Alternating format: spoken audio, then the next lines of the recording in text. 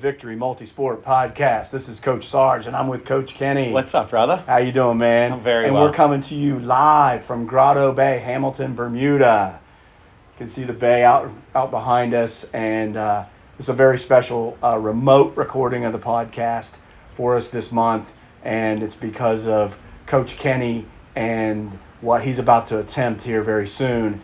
And we want to talk a little bit more about his swim around Key West. And that's the end result. That's the 12 and a half miles that he'll be doing June 21st on Saturday.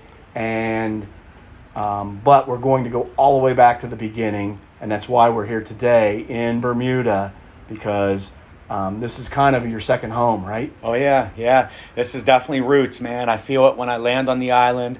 There's nothing like when you're coming in and you see the blue water start to break into really light blue, and then you see the island, and then you see the airport, and you just get the hair on my neck starts to stand up. I can just feel the energy. Yeah, absolutely. So for the listeners and those that are viewing on YouTube, today is a little bit stormy, so it looks a little bit gray behind us, but we still wanted to give you a great shot of Bermuda here at Grotto Bay, and the airport out in the distance, which is on the north side of the island, of the main island. And but technically this is not quite the Bahamas, but the water is very Bahama-like. It's turquoise blues and different shades of green, and it is crystal clear when it's on a calm day. And it's been fantastic for the last couple of days training with you out here and being able to see the bottom. Oh, yeah. Even if it's 30 feet away, right? Well, it's a mind. It definitely messes with your mind when we're so used to swimming in Sipple's Pond, Moraine, Sipple's other pond, and it's dark water, and you can't see anything. You feel frogs. You can't see your hands, and then every reach in, you see your hand underneath you, and you think it's a fish, or you think something's down there. So it's definitely a lot to get used to. Absolutely, but it's still fun, and it's been outstanding for the last couple of days. Oh, yeah. So let's go all the way back to your high school days, right? You know, when you started traveling back and forth a little bit, right? Yeah. You know, in your junior high days. Yeah. So my mom had moved here probably when I was in 8th, going into 9th grade, and it was determined that I could have went with her, but it was determined for me to stay back home with my dad because of schooling, athletics, my friends. And so every summer I would come and work on my mom's boatyard, her gas station, and I just got to know so many people down here. And they had a boat. They had a 40-foot boat, very similar to the one you see right out in the harbor.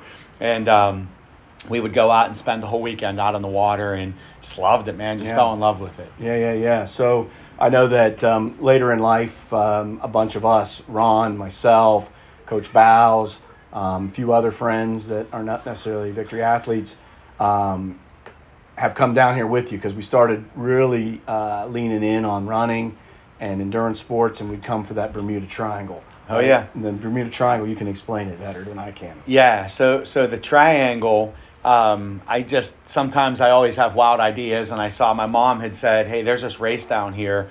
It's a triangle, so it's 3 different components. So there was a 1 mile run, a 10K on Saturday, and the 1 mile is kind of fun because it's at night, and you never really run at night or in a race at night, and having it under the lights with music and energy, and it almost felt like a carnival.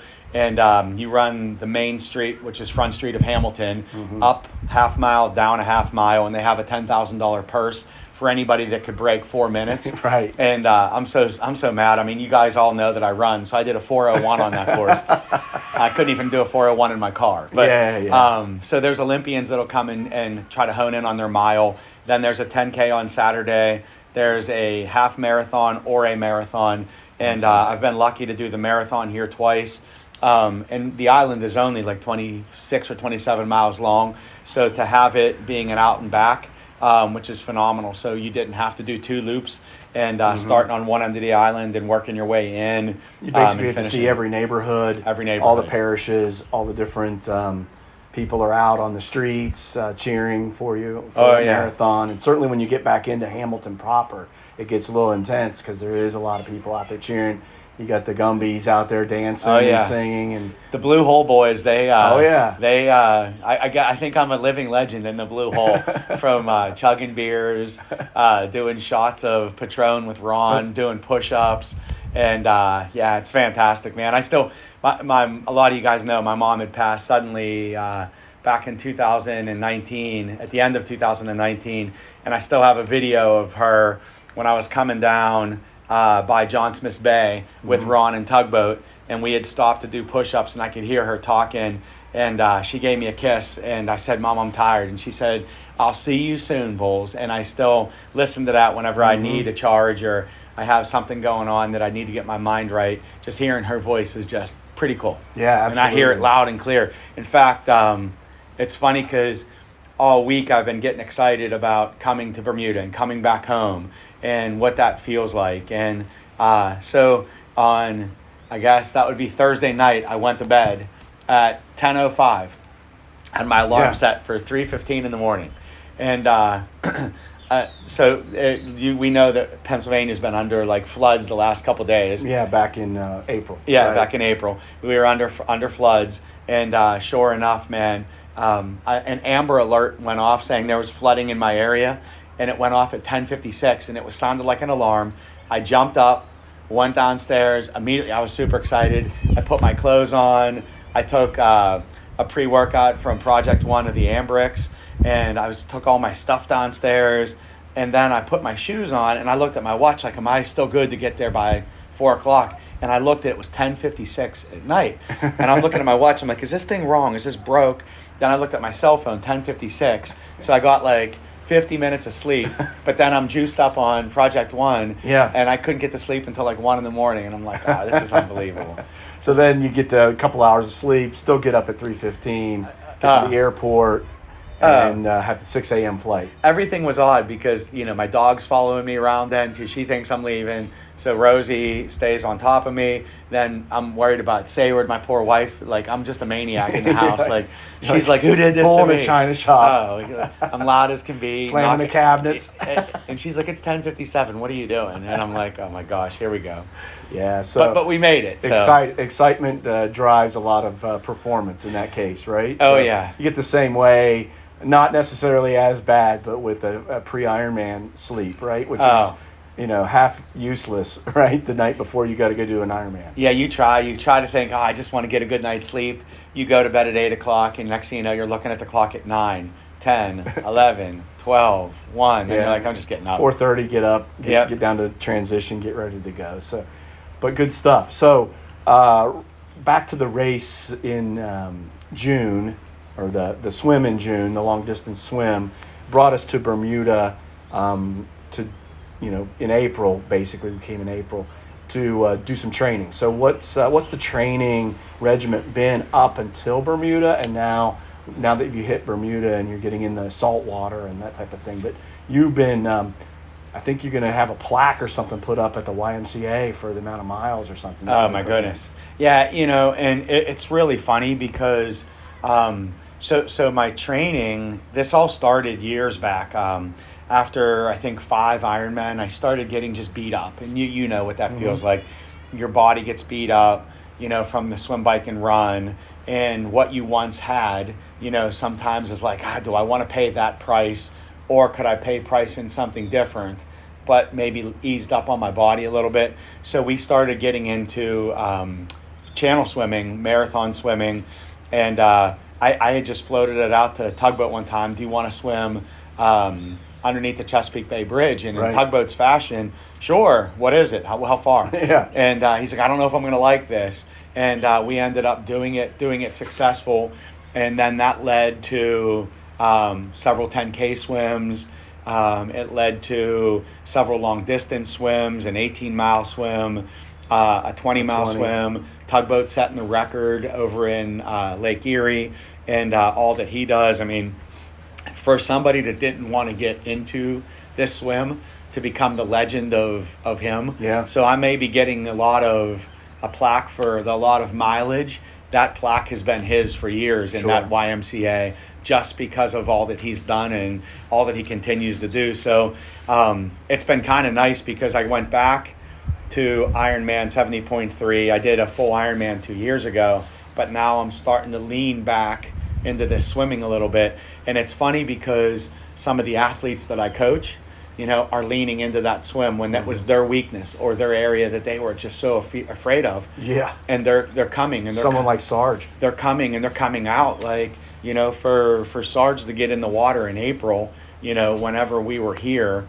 and it's 60 degrees in that water, and you're going out there, it's choppy as can be, and you're just slugging away. I mean, what that means to me, like, I may be getting tired at a certain point, and then when I see you standing on the beach ready to jump in, I'm like a kid ready to play again, I got my second wind, or that pre-workout just kicked in, and now I'm ready. So I get it, man. Watching the people that are coming out just to swim with me at the Y, and getting out of their comfort zone, it's been unreal. You got all kinds, right? You got people that we've known for years at the Y as just that person that swims in lane 1. Oh, yeah. Right? And doesn't ever really talk to anybody. I mean, this has been years, 10 years. Oh, yeah. And kind of aloof in the social aspects of, the YMCA or the people that are in the YMCA.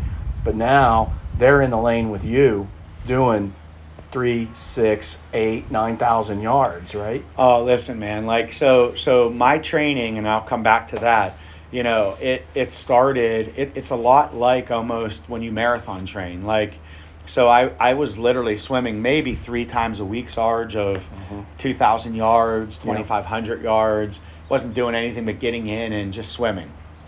Maybe like a set of 500 or 1,000.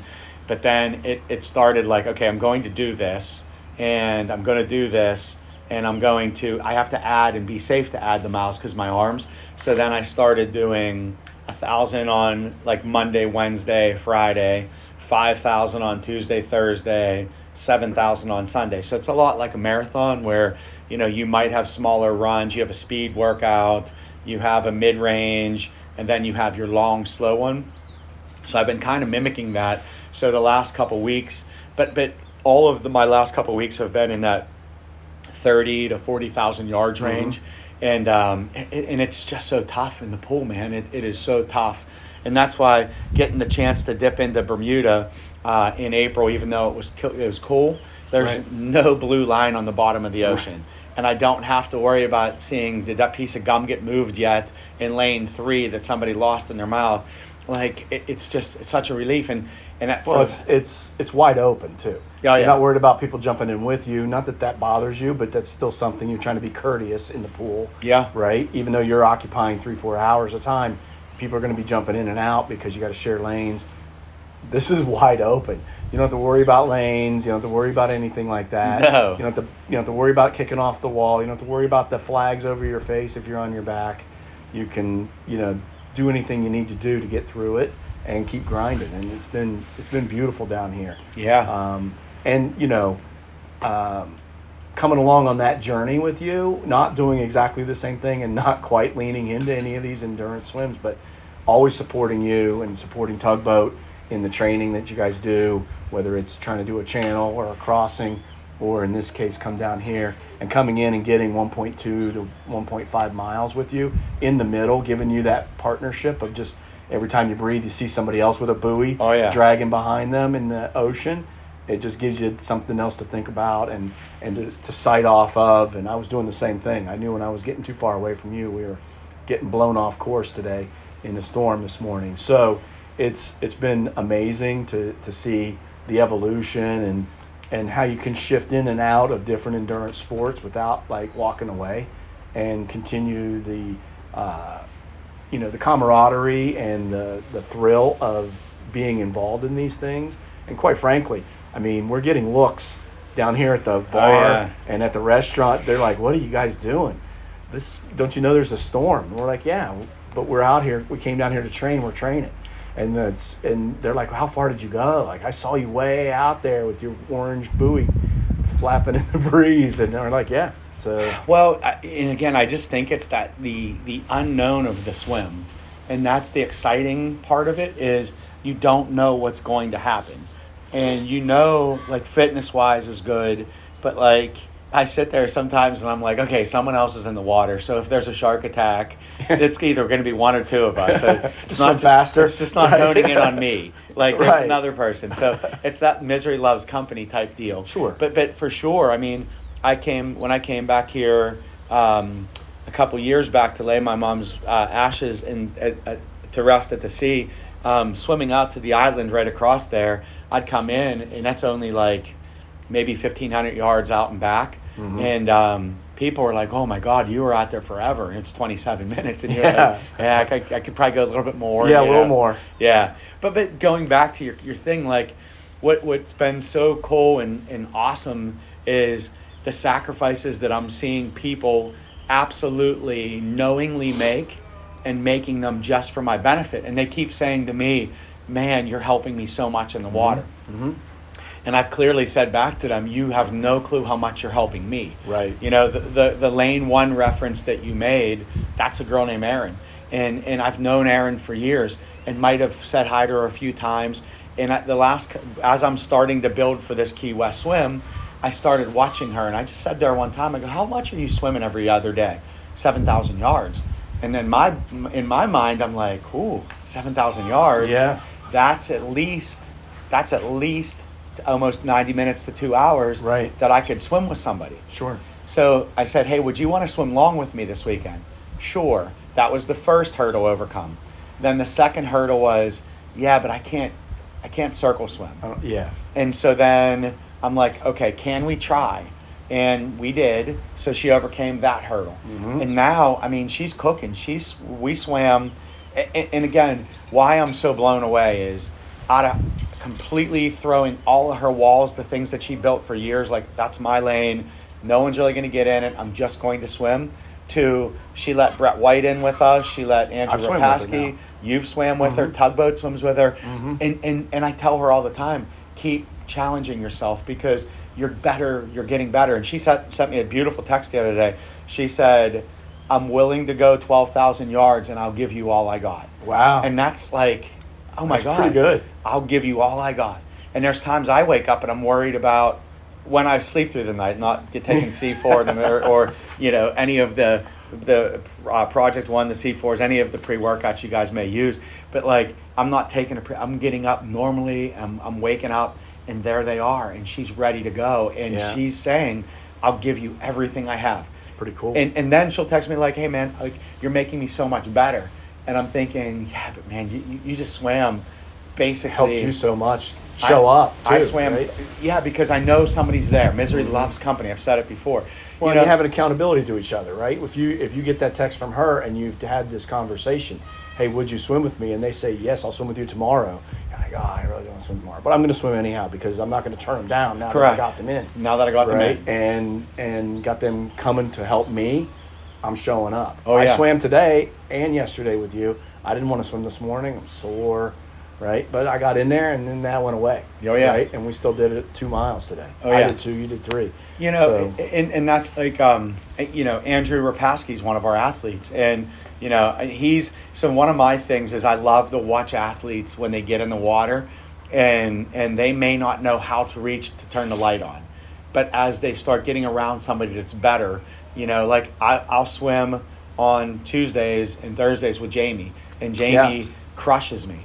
Absolutely crushes me. But you do it on purpose. I do it on purpose. And some of her crushing me is like, "Hey, great butterfly, that was awesome. Now go!" Like there's no rest. Like she beats the heck out of me. Like I always tease, like, kick off the wall. Yeah, I always tease people. I'm like, "Oh, I'm her dog. I'm the most beaten dog in the world." You know, like, you know, but she makes me better.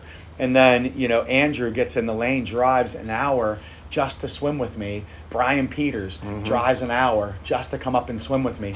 And they think that, you know, I'm helping them. Brett White comes up, and Brett's getting better and better in the water. And for those guys to just keep showing up, it makes my world, my candlelight, you know, my wick sets me on fire and gets me going. So I love it, man. And so the yardage, the only thing that stinks right now with the yardage at the Y is at that like 3 hour mark, I feel like my lungs are going to catch on fire because it's the chemicals and everything caught in there. So I can't wait for Sips Pond to open up, North Park Pool, Richland Swim Club, where I can get out there. Moraine. Yeah.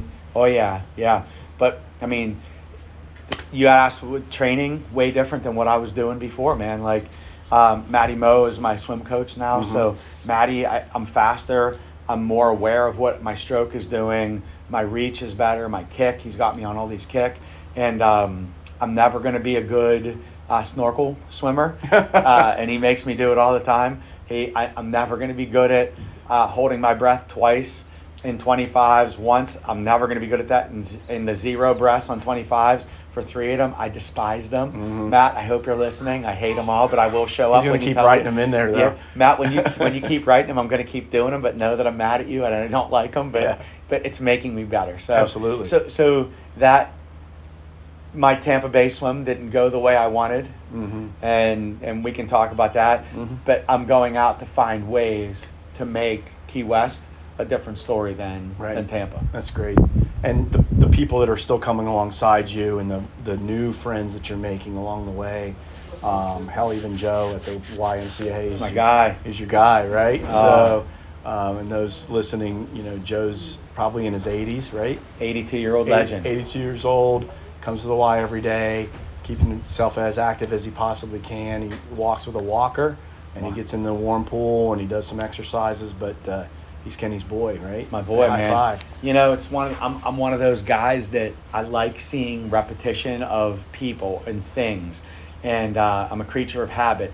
And so when I know Joe's there, Joe get in the lane beside me, and he'll swim 400, 500 yards, and he keeps saying, I'm going to come down and wear my Speedo and cheer you on. He goes, Kenny, he's our man. If he can't do it, no one can. And he gets all fired up. We got him in a victory shirt, and he's wearing it proudly. I'm waiting for the summer. All my ladies are going to love seeing me in victory. They're going to think I'm one of you triathlete guys. Yeah. But it's those people that are going to make this year different, man. I got my mentality and mindset is just so much different than all of this. Well, I think you allowed yourself some grace and taking some pressure off in some ways, and leaning back into something different. You made that point originally on this podcast, and I think that's important for the listeners, important for our athletes to understand. Is we have seen people go hard into paint in 1 year and then hardly be able to do anything, right? So it is about managing a lifestyle across multiple years, managing that through endurance sports of different styles and different types, right? I mean, you're not just swimming right now, because that would be somewhat productive in being able to swim further and longer, but really to get strength, you're swimming in the pool with Matty Moe, which he's really training you very much like one of his team swimmers, right? Oh, yeah. The kick off the wall, the aerodynamic or the hydrodynamics, the streamlines, the breathing techniques and all of that thing. Those are all going to come into play later. You're running, right? You're lifting. Wait, did you say I was running? You're running. I am running 24 miles a week. Yeah, I saw you running with a snorkel on at one point too. I'm working on my breathing. Snorkel, right? Yeah. So yeah. So Kenny does occasionally run. I think that's the new hashtag. Occasionally. So, but you are mixing in the cross training that's necessary to make the main sport better. Yeah. Right. Getting your lift on once or twice a week as well. To keep that strength up in your joints and your mobility and that type of thing as well. So yeah, it's a really cool concept to just explore. Tugboat did it a little bit for slightly different reasons. One, it was on his heart to do these channel swims and do those types of things. Secondly, his knees were just not, as able to take the running and the pounding as much, so he has to do it in a slightly different way. All of us will need to do that at points, right? Whether it's points in time because of an injury, points in time because of potential age or chronic things that happen to us. But it's all good, so that's amazing. Yeah, and I honestly think too, it's now a mindset thing for me. My mind, when I went into Tampa Bay, I think I wanted it, but I don't know that I wanted it. Okay. Like I wasn't hungry. Yeah. Like I wanted. So what's Tampa Bay total? Tampa Bay was 24 miles. It was a 24-mile swim in Tampa Bay. Yeah. You had a fishing boat, support vehicle plus kayaks. Yeah. Right. Yep. To be able to do that swim. From St. Petersburg straight up the channel, and the thing that was, like I said, I was shaky going into it. Mm-hmm. I was probably that athlete that was trying to rush back, but I might have been 85% ready to go. And my mind wasn't 100% there. And like I remember me saying to my wife Sayward, I'm like, I feel bad that you have to put all that body cream on me, like, because she had to do it. She had to get up in there. Up in there, man. And it's awkward. And she said, she's like, well, I'm glad Sarge will be there this year. Oh He's my going to God. do that. No, Say will do it again. She loves it. But my mind was going into that, like, just to get me in the water. You know, my skipper the day before was like, okay, this is going to be the path we're going to take. We rode it. And he's like, watch, you know, if you get cut, you have to let me know on anything. And I'm thinking, what am I going to get cut on? Now you can put that into my mindset. Well, shrimp baskets or lobster baskets, you know, you have to stop me, because if you're bleeding, that could be problems. Bull sharks, all this stuff. And it started to really bother me. And it was bothering me leading up. One of the things I always tell people is, be supportive of anybody doing anything. Hey, I'm running my first 10K. It's great. You're going to do so awesome. Yeah. Your training looks good. Can't wait. I'm going to cheer you on. You don't have to say, oh, the weather that day is going to suck, or it's going to be so. Don't even do it. It's going to be so warm, or you may blister in those shoes. Like there's so many people that come along the journey, and they're always like, man, you're going to do so good, but watch the sharks. Like that stuff doesn't help. And it sunk me in Tampa. My mind took over, and I was having problems in my upper body, and I got right to about mile 20 to 20 and a half. And it was faster than I did my 18 miles in Pittsburgh, but I couldn't make another turn in my body. And that was the hardest part when I came out of that water. That's like the first time I think I've ever failed, like really whiffed. And that ate at me for years, man. Ate at me for years. And I let that little fire, I wasn't going to put it out. I was going to let it stoke, think about it. And eventually I was going to pour gas on it and let it go again. And that's why I'm going to Florida. I want to win in that water. Yeah. I want to win in that Florida water again. Yeah. Because that was an okay decision. I decided I'm done. My body, I'm afraid I tore something in my pec. Just having a hard time making that turn. And I was okay. About a week later, dang it, if I would have endured one more second or one more turn, or what would have happened.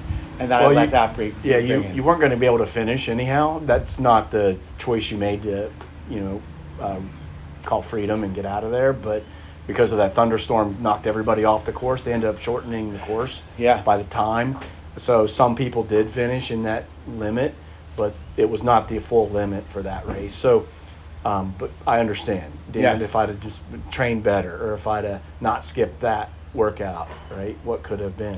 Yeah, so. And the victory athletes, and so that's one of the other things, is I now get to race, and I race for victory. Before I wasn't racing for anybody but me, and that was you versus you, right? But now I get to race for victory, and what I mean that is, I'm seeing Dave Capitano overcome things. I'm watching my girl Kate Hawley, who could barely think she was going to do an Olympic. Kate is going to swim in June. So she's doing the Chesapeake Bay 4.4 miles. Yeah. And I'm using the exact same. So she may hate me for the snorkel. She may hate me for the butterfly. What Matt's giving me, I'm giving her. And I love her so much because she has completely adapted to this sport of endurance swimming. And she sent me the beautiful text on the way down here. She said, "You're going to be great. Just be. Just be in the water." And I think that's just in life. Just be. Be okay with. I didn't want to get in today when I knew you were having breakfast, and I'm like, okay, it's raining. The water's to the side. What's it going to look like? But you know what? Go. Just go. Yeah. And 2.5 miles. You come out, I'm over 3 miles. Yep. And today was a day we were going to bag. And come back at it tomorrow. So we still got it in. Still got it in. Yeah. But the whole mindset now of getting to have people that inspire me because they're doing something. Right. Troy Bloom inspires me. Chris Graham inspires me. He overcame something. Alyssa Simmons inspires me. She came out of the water. Kate is going to inspire me in Chesapeake. Ben Hawley inspires me. He's a spectator. He's now an Ironman. Right. It's everybody that's coming out.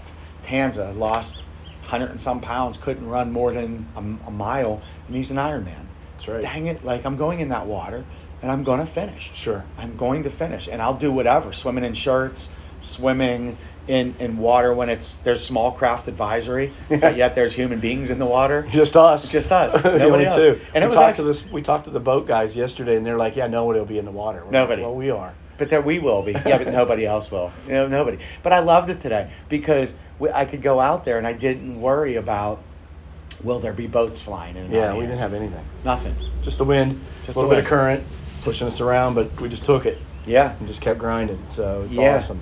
Yeah, and somewhat emotional, being out there by myself, and it was rough coming back in, and these are the same waters that a couple years ago I had laid my mom to rest in, and just like the beautiful emotional side of me is, Mom, I'm in the water with you right now. Just get me along, move me along, make sure I'm okay, be here with me. I know I feel you. But that was another good part of it too, just being here and getting around that. And we made progress. I mean, it was interesting. Like I was thinking, because of the wind, because of the current, we're really going to be like swimming still.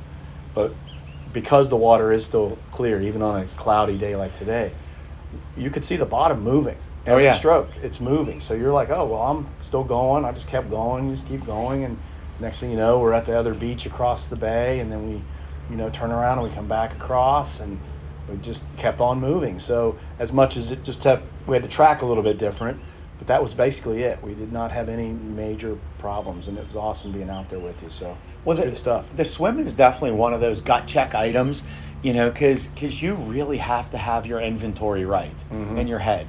Because you're taking the whole thing with you. That whole file cabinet's going out there with you. It's going out there. So like the things that, because when we run or when we're on our trainer, we get distracted. I don't really want to run. Let me put music in. Let me listen to a podcast. Or you have somebody to run with. You're talking to them. When on Zwift, great. I can watch myself chase somebody down or somebody chase me down. And again, you're distracted. In the water, you have to be fully present, and be okay to be okay. Yep. Like it's quiet. Like you're thinking. Like I've probably solved the world's problems 3 times over, in the last couple of years. And it's just one of those things that I tell all of our athletes, that there's something that can be said for just getting in the water and being by yourself. Do it safely. Yep. We had our strapped pull buoys on us today. Never swam in them before, and I had mine too long, so that when the wind was blowing, it was caught in my arm. I was like, what the heck? That thing up around your neck. But I'm not going to lie, I've never swam with one before. So yesterday, again, anything could happen. Like, I'm not going to lie. Today's thought when I got to the causeway was, okay, because somebody at Rum Swizzle Inn last night said, oh, he'll be swimming with the whales tomorrow. So then I'm like, okay, if I saw a big humpback whale coming and it opened its mouth and sucked it in, like what happens to me? Do I get squeezed in in his stomach, or do I get chewed on? Like, do I just wait for it to open again and I come back out? This is what you're thinking about while you're swimming? This is what I was thinking about. I'm not kidding you. And so that was today. Yesterday, I'm taking my left stroke in the recovery part, and my arm comes out and I hit the orange bag, but I didn't know what it was because it was the first time I ever swam with one. Attack! I'm like, what just got my arm? What hit my arm? Now I'm looking around. I'm trying to see where you are, and he's like, he's not. He's standing at the beach still. I'm like, what the heck? I'm out by that boat. It's just odd, man. It's really odd. So you see the water behind us. So somehow today I ran dead into one of the buoys out there, one of the mooring buoys. Oh, I saw How it. the hell could I couldn't even, if I tried to hit it, I would have missed it. I swam directly into it. I thought I ran aground or something. Right? I saw it. So that's another worst. I came up fighting and I was like ready to go. It's another worst fear of mine is hitting something like that, because the cord that's hanging from the bottom. Yeah, it's slimy. It's got slimy. growth on it. There's growth. Yeah, but I was watching it happen. I'm like, I could yell his name right now. I'm just going to let it happen. Let it happen. Thanks, somewhere. bro. Appreciate it. Well, it was funny because I don't know if you even remember. I think it was our Ironman number 2. Okay. That I think it might have been Thursday leading up to the Sunday race. And we went in and swam the 1.2 miles. And at some point, I broke free from you on the backside, and I went on the inside of the buoy, and you were coming, and I picked the whole thing up, and I pushed it on top of you. Yeah. And It was on my head. I'm like, get off of me. You came up swinging, like pushing at it, like, and I still think to this day, that's why your wife Kim always says, anybody else that would have done that to you, you would have killed in the water. Oh yeah. You're like, oh, that's just Kenny. I'll just keep swimming. Yeah, I gotta get this done. So you have good timing, bro. You know exactly when to like do it, so I can't get back at you, right? Then you swim away real fast. Or I just stay a better swimmer than you, yeah, so exactly. that you can't get me until the beach, and then at that point you're on to something else. I'm just happy. Where's our dark and stormy? I'm happy that I'm out of here. Yeah. It's all good, bro. Yeah. It's all good. So let's you mentioned multiple times, but just for the listeners, view and edification, what's it been? So you have used marathon style periodization and different, building your distances in the water, but in like April and May, what were you said you were doing 40,000 yards a week? Yeah, so my long swim right now, like we're going to aim to do... Well, back in April, we're going to aim to do here in Bermuda 8 to 10 miles, hopefully. That was the plan for the Saturday, but the weather took it out, so we're at 5 miles going into the last day we're going to be here. So if we can get 6-7 miles tomorrow or back in April would be great. And so what's happening is I'm going to probably continue to stay in that 1,000 to 1,500 on those lighter days. Sunday appears to be one of those speed days that I'm aiming for like $4,000. A Tuesday maybe like a $5,000 to $6,000.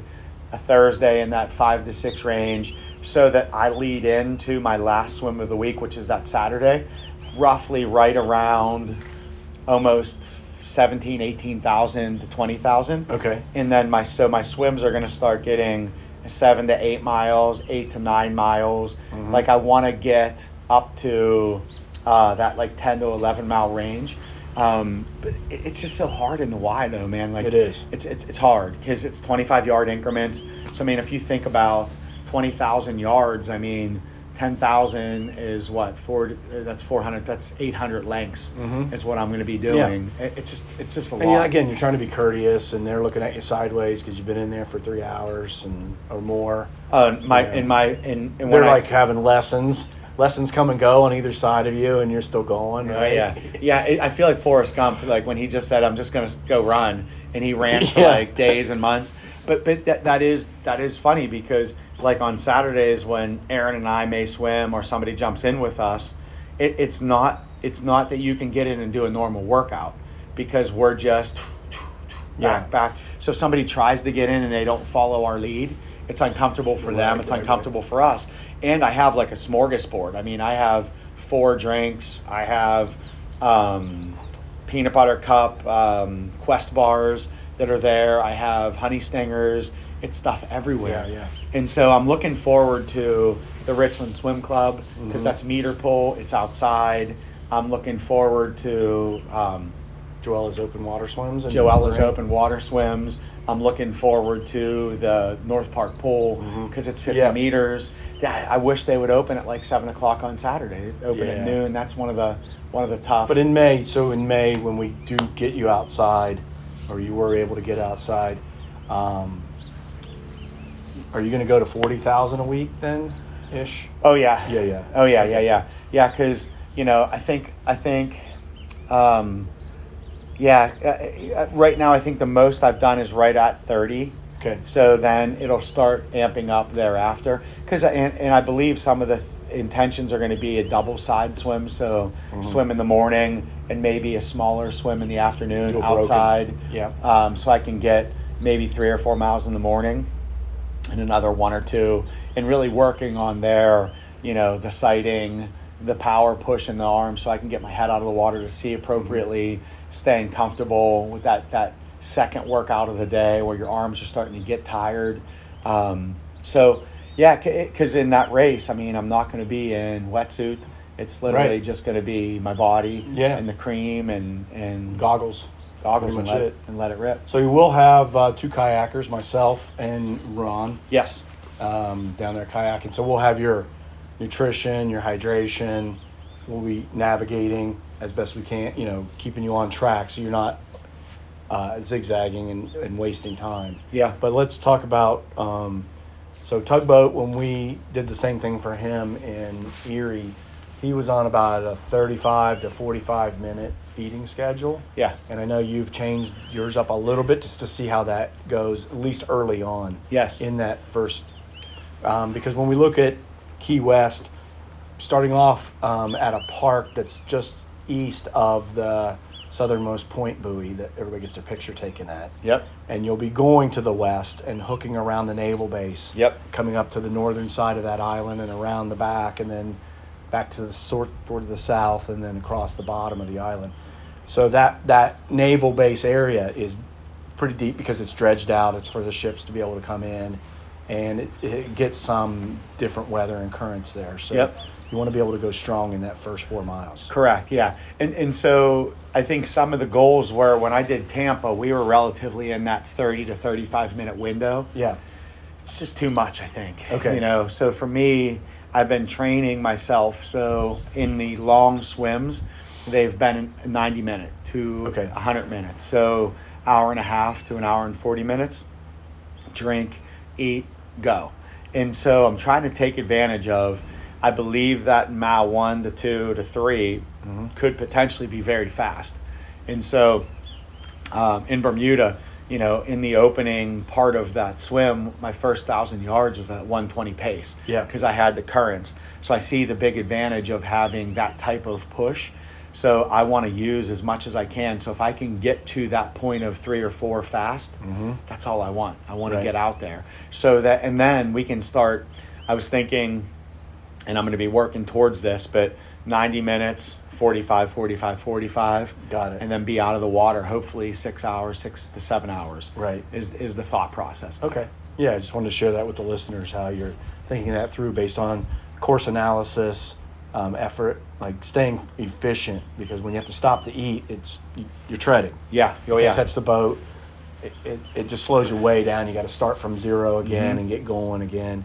Also, if you're catching current, the speed workouts that you're doing, getting your turnover and your swaft to a place where you can keep up with it, because then you can really maximize it. You think about anybody that's in triathlon and cycling, if you can pedal downhill, you can really pick up even more speed. Oh, right? yeah. Downhills are not always necessitate a rest. Yeah. Right? Current in the swim doesn't always necessitate maintain your swaft as you would if you were going in flat water or current against you water, right? So maybe that's where you pick that turnover up and you catch even more distance right there. Yeah. So it's a good strategy to have, Well, with knowing that later in the race that the nutrition's going to have to be, pumped in, right? quicker. So you're going to have to come in quicker. Yeah. Well, that's going to be tough too. That preparation there is going to be that 84, 85 degree water. Yeah. So I'm going to probably have a lot of salted items to try to maintain some of my salt with the cramping, because I'm going to be sweating. I know that. One of the things that Matt has been working on with me is I might be in the deep end in a pool where I can't touch. Yeah. And I'm just basically sculling on my stomach with my legs behind me, and he yells go, and I have to flip a switch to make that okay to swim as hard as I can, to kick my legs as hard as I can, to open them up and go. So even if I do stop, being ready to go and say, okay, I know what that feels like. I know the turnover that I have to get this done. Yeah. So, Really good. I mean, and again, I think I'm just looking at this race way different than what I did. And I tell people all the time, am I fearful of that race? Yeah, I'm fearful of it. I'm fearful of every race, because every race is going to give you something.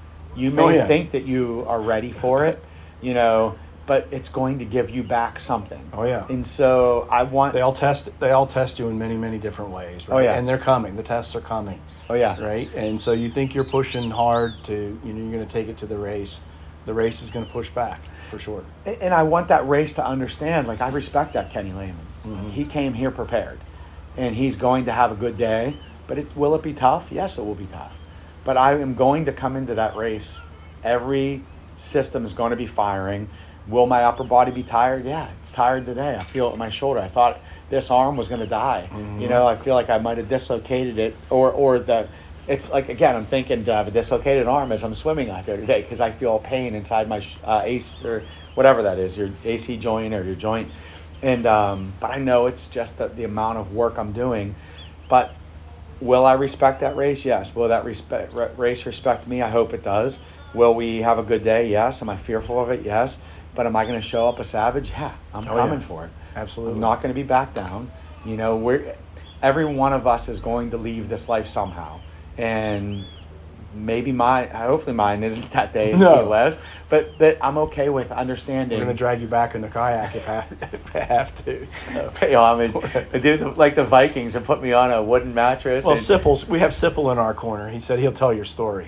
Right? He's such a maniac. He texts me before my swim in Bermuda and says, hey, if something it happens in the water, can I tell your story? A maniac. Absolute maniac. Yeah, it's going to be a great day. It's going to be a great time, no matter how bad it pushes back, whether it's weather, current, chop, whatever. But just don't chum in the water, right? No. Attract them, right? No. But you know, it's funny because I'm now starting to see that next wave of swimmers coming. Yeah. They're poking their head in like, ooh, what's that 10,000 yards look like?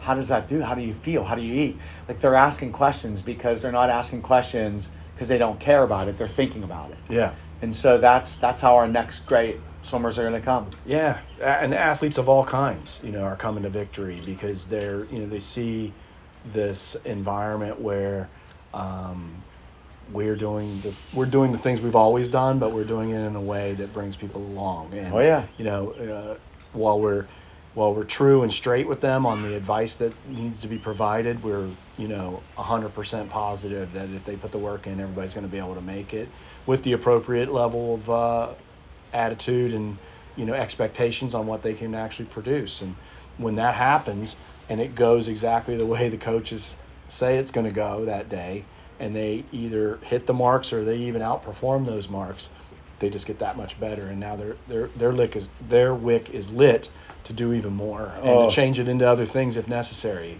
And I don't think any of us knew when we were in fifth grade that when we're this old, whatever the listeners are, 20 to 30 to 50 to 60 years old, we were all going to be doing this stuff for fun. Oh yeah. Well, I think my uncle sent me a video before Ironman Arizona, and he's like, it's not that I don't think you could do it, but if you would have told me you would have done 7 Ironmans, 17 marathons, 7 or 8 channel swims, I would have told you no way. That's not Kenny. But, and he didn't mean that no way. And I get it. Listen, man, I was a chunkster. I loved eating. That's probably why I want this to be in this sport. So it allows me some freedom. And I love baseball. I didn't like running. I mean, I love running now. Everyone knows that. Because you do it occasionally. I somewhat like to swim, But you just don't know what you are. And that's, again, it's part of this journey for me has been extraordinary because I'm able to do it.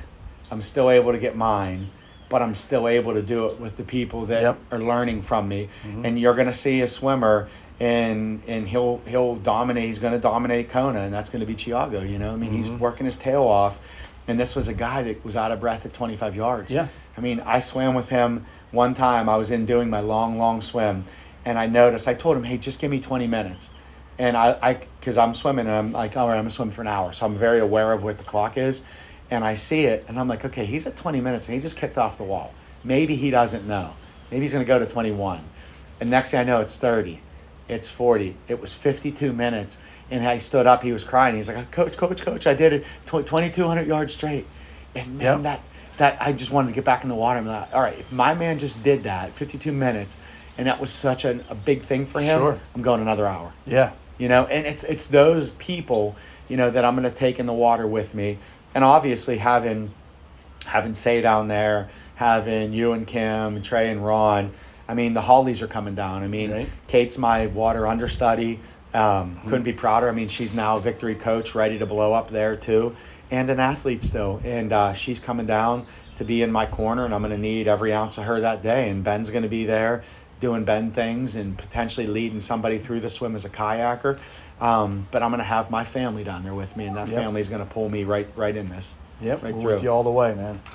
So I'd love to go another hour on the podcast, but I don't think we're going to do it in this session. So No. We'll bring it back after and do a post swim wrap up at some point. Let's Let go. you tell the story and probably have a couple of other anecdotes that we can tell from the gosh. trip, right? Yeah, so about how we had to grease you up or something. I don't know. You know who I'm going to have grease me up? Ben. And he know. will. He might enjoy it too much. Uncle Ben will love it. That's my dude. Yeah. So, Kenny, thanks for sharing everything about this evolution from, and this temporary evolution, I think, out of triathlon into endurance swim, and all of the motivation that you found from the team, and all the motivation the team's getting from, and inspiration they're getting from you, and all the things that you do. So I think my next thing I'm really thinking about is going to be an ultra marathon in the woods. Yeah, I think because you love that so much. Is there poison ivy in there? No, yes, I'm not going in there. Yeah, not going in there. Kenny still doesn't run. We'll figure out what that is. Kenny doesn't run after you complete your swim around Key West, 12.5-mile swim, June 21st. We'll probably figure out an air tag system for the kayak so we can share that location out with everybody, and they can track you all day. I love it. So we'll figure it out. But thanks for telling the story. Sure. Yeah. All right. You've been listening to the Victory Multisport podcast. We'll talk to everybody very soon.